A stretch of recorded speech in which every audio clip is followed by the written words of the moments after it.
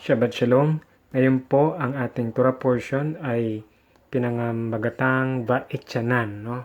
Ito po yung title niya. Ang ibig sabihin po niyan ay pleaded sa Hebrew language. So, ang I pleaded, ibig sabihin po niyan nakiusap, no? At ito po muna, pakibasa po muna itong Torah portion sa Deuteronomy, sa prophets, yung Book of Isaiah, and sa Brit Hadashah, yung Book of Luke, Acts, Roman, 1 Timothy, and James. So, yan.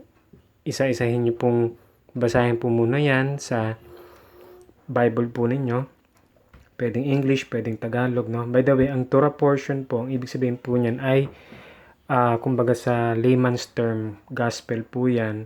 At yan po yung, sa Israel, yan po yung sinusunod every Shabbat, every Saturday. Yan po yung binabasa at pinag-aaralan, no? Ang Torah sa Hebrew language, ang ibig sabihin po niyan ay instruction. In short, yan po yung mga instruction ng Diyos sa tao, no?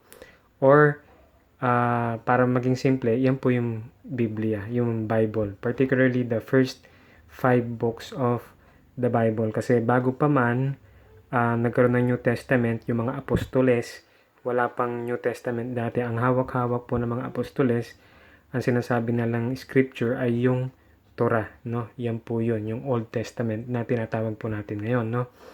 Pero hindi ibig sabihin ng old obsolete, no? Actually, yan lang po yung First Testament. Yan lang po yung first books, no? Na sinulat po, no? Pinasulat ng Diyos kay Moses. Anyway, balik po tayo sa topic. Yung Va'etchanan ay pleaded, ay nakiusap po si Moses na kung pwede ay makapunta siya, no, doon sa promised land. Pero yun na nga, kaya siya nakiusap kasi hindi siya inalaw ni Jehovah, ni Yahweh, no?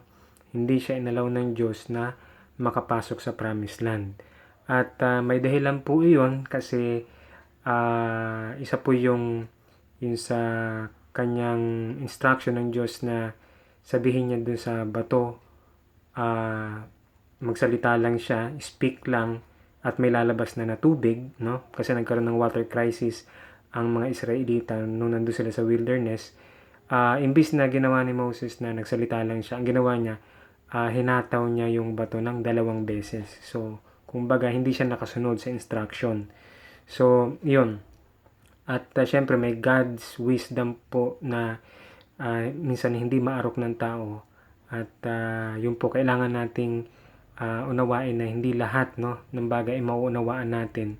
Pero may wisdom ang Diyos kung bakit niya hindi inalaw si Moses na makapasok sa promised land. At bagkos ang ginawa ni Moses, pinaalala niya, no, dun sa kay Joshua. Ito po yung next leader. Si Joshua po ang makakapasok sa promised land. At yung mga 20 years old and below, ayan, yung mga kabataan. So, ito po yung parang tinatawag na Joshua generation. Ito po yung mga bagong generation, no, na hindi kasama si Moses na papasok sa promised land. Kaya importante po na ipaalala po sa kanila uli yung 10 utos ng Diyos at lahat ng mga instruction ng Diyos para itong mga tao na to, itong new generation na to, ay maalala nila yung mga ginawa ng Diyos at makita nila yung mga pagkakamali ng kanilang mga ninuno para hindi na nila maulit yung disobedience na ginawa ng kanilang mga magulang, no? So, yan po, obedience po talaga ang talagang gusto ng Diyos kasi nga sabi niya, if you love me, obey my commandments. So, ang language of love niya ay yung pagkasumusunod sa kautusan niya, no? Pag sumusunod ang tao sa tamang kautusan ng Diyos, doon niya nasasabi na mahal siya ng isang tao kapag yung taong yun ay sumusunod sa kanyang mga utos, no? Ito po, pag binasa niyo po yan, makikita niyo rin po si Jesus or si Yeshua, kung saan Yeshua means salvation, his Hebrew name. Diyan po siya tinukso ng kaaway na gawing tinapay yung bato, tapos na kumbaga yung kayamanan ng mundo magiging sa kanya din, no? Lumuhod lang siya sa kaaway at yung magpatira pa siya sa cliff, no? Sa bangin, dahil sasaluhin naman siya ng mga anghel. Alam niyo, sinabi diyan ni Yeshua na hindi lang sa tinapay nabubuhay ang tao, kundi sa bawat salitang nagmumula sa Diyos. At totoo naman po yun. At yung pagdating sa mga kayamanan, sinabi niya na ang Diyos lang ang dapat paglingkuran, no? Hindi yung makukuha mo yung mga kayamanan ng mundo, pero sinamba mo naman ang kaaway, no?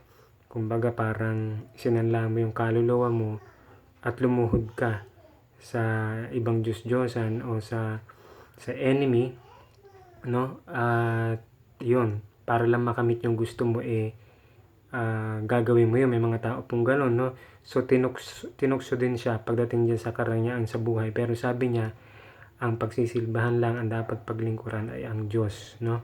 Ay ang tunay na Diyos. So hindi siya nagpasilaw sa salapi, no? At ito naman, yung pagpapatira pa ay sinabi niya na huwag mong susubukin ang Panginoon Diyos, no? So yan din po, kumbaga iyan po ay kumakatawan sa fame. Ito syempre pa nagpatira pa ka, makikita ng mga tao yon, no? Pag nahulog siya sa bangin tapos sinalo siya ng mga anghel, kumbaga popular siya, no?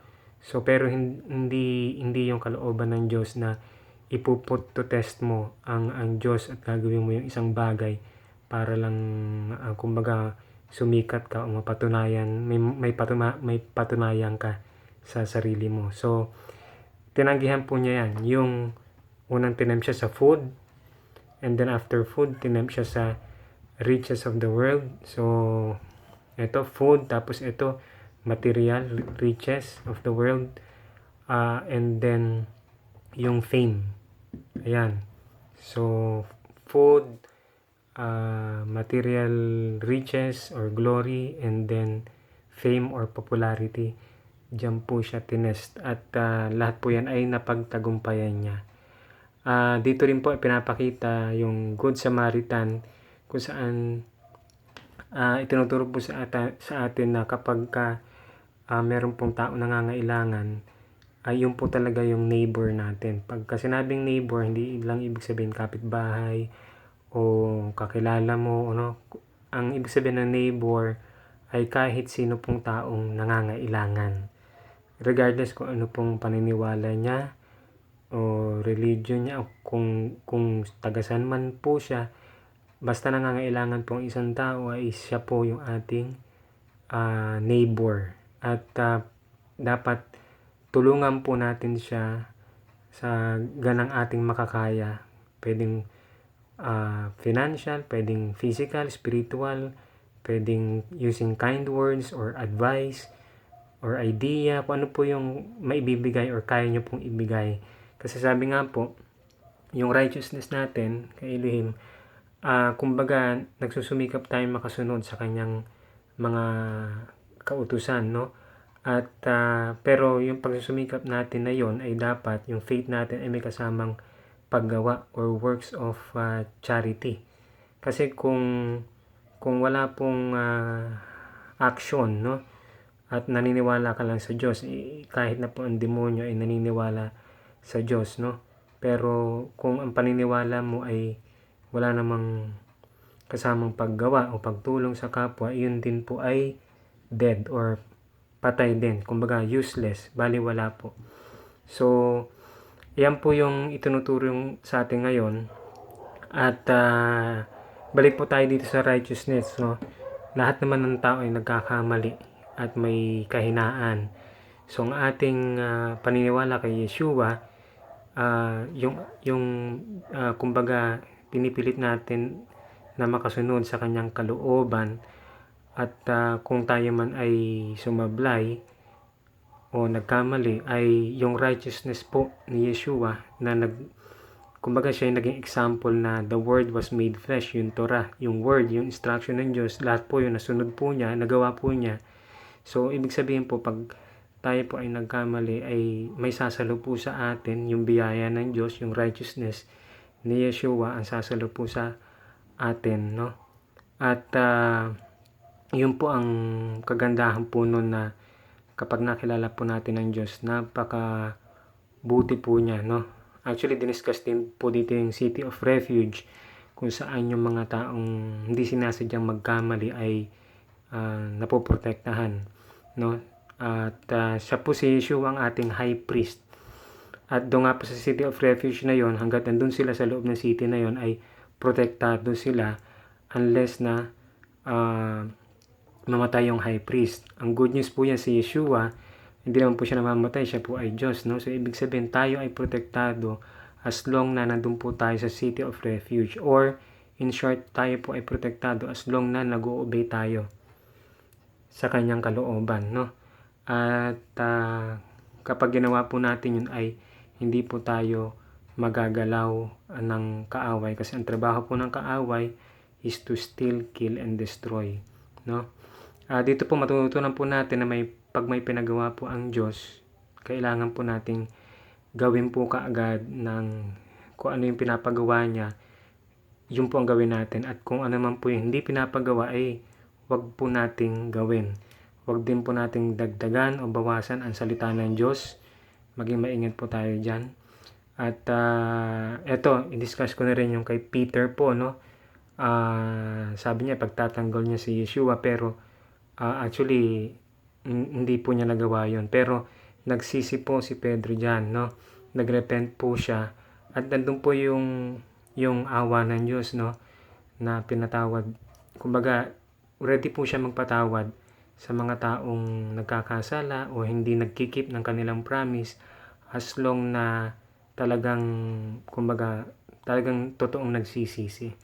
At ganun po ang Diyos, pag nagmahal po siya, may aksyon. So tayo din po, pag po tayo ay nagmahal, dapat sinasamahan po natin ang paggawa, pagtulong sa kapwa, no? Kung ano po yung kaya natin itulong. At sa mga temptasyon ng buhay, kailangan po natin paglabanan po iyan, kasi ang focus po natin dapat po talaga ay mag-obey sa kanyang mga kautusan, no? Hanggat nag-obey po tayo po ay may proteksyon sa kanya. So tayo po ang Joshua generation papuntang promised land. So wag po natin kakalimutan na ang sikreto po ay obedience to God's instructions or Torah. Maraming salamat po sa pakikinig at patuloy po tayong mag-aral at magbasa ng salita ng Diyos at sikapin nating i-apply sa ating pang-araw-araw na pamumuhay. Thank you and Shabbat Shalom. Bye-bye.